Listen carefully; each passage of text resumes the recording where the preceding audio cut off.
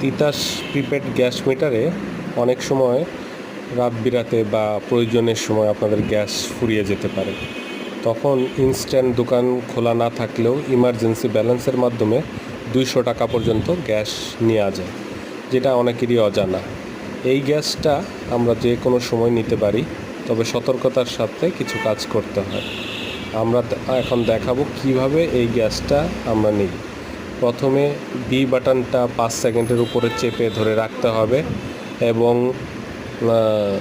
5 second পরে এ বাটনটা একবার চাপতে হবে। কিন্তু এখানে বিশেষ সতর্কতা হলো যে এ বাটনটা চাপার পর আর কোনো সময়ই অন্য কোনো বাটনে চাপ দেওয়া যাবে না, সেক্ষেত্রে আবার মিটারটা লক হয়ে যাবে। আমরা আবার বলি, বি বাটনটা 5 সেকেন্ড ধরে রাখার পরে ইসি লেখা উঠলে আমরা এ বাটনটা চাপবো এবং গ্যাসটা পেয়ে যাব আমরা 200 টাকা পর্যন্ত। এইভাবেই আমরা ইমার্জেন্সি গ্যাস নিয়ে আমাদের প্রয়োজনটা মেটাতে পারি। যে কোনো ক্ষেত্রে আমাদের গ্যাস ফুরিয়ে গেলে, দোকান খোলা না থাকলে, ইমার্জেন্সি আমাদের সকলের লাইফে হতেই পারে। তবে এরপরে আর কোনো বাটন চাপবো না। আমার চ্যানেলটা সাবস্ক্রাইব করবেন সবাই।